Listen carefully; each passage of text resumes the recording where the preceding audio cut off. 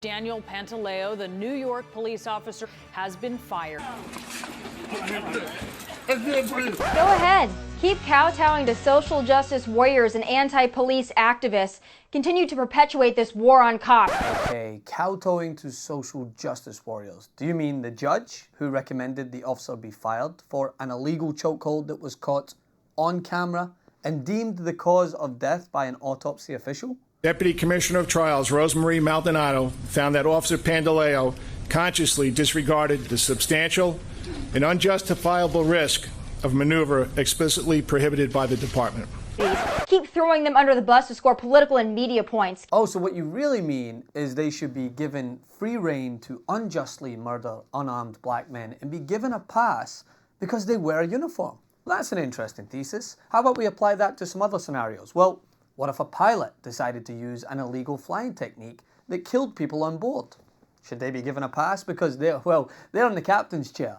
You see, what our friend Tommy here is doing is trying to instill this idea that cops are now targets because, well, an officer was fired 5 years after he was on camera using an illegal chokehold that killed an unarmed man. As I mentioned, it was on camera, it was 5 years ago, and only now is there a slither of justice for a man who was killed allegedly selling illicit cigarettes. The officer who caused this death, well, he's the real victim, right? Keep it up, and pretty soon we won't have any decent people willing to put on that badge and uniform to protect those very people and communities who value and respect them so little. And let me guess, if I look hard enough on these comments, I'll find the don't resist, yep, there it is. Don't resist because you deserve to die form of rationality. Well, let me first let a former police officer explain the problem with that statement. Everybody knows that "sir, stop resisting" phrase is an ingrained phrase, and it's a bunch of bullshit. How are you supposed to comply when the second you're being taken down and there's no breath in between commands given? Put your hands behind your back, stop resisting, and the cop gives you no time to do it as they're pounding on you. How can you physically, literally comply with police orders? And then let me just obliterate this myth of resisting. By textbook, if you get out of your car like this man did, he's resisting.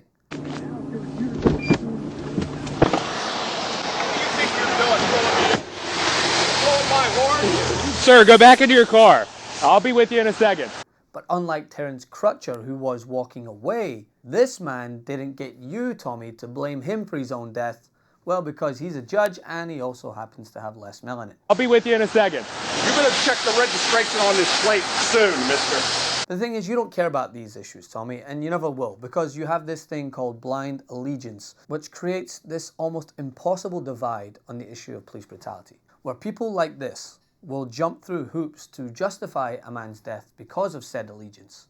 Well, here's a few stats for you, Tommy. Cops are almost never held accountable. Thousands of fatal police shootings since 2005. Only 77 officers have been charged with murder or manslaughter, and to date, only 26 have been convicted. In fact, a survey found that most police officers actually agree with this statement. You can go ahead and tweet your "few bad apples" comments, but as I've said time and time again, I know there are good police officers. I have family members currently on the force.